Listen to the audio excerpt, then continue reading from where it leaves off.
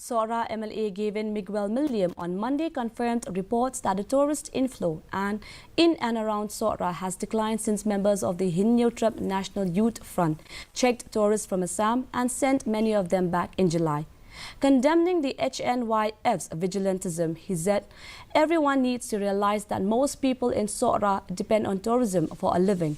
Further, Milliam said he urged Deputy Chief Minister Preston Tinsong to increase police patrolling in Sohra for the safety and security of the tourism stakeholders warned pressure groups.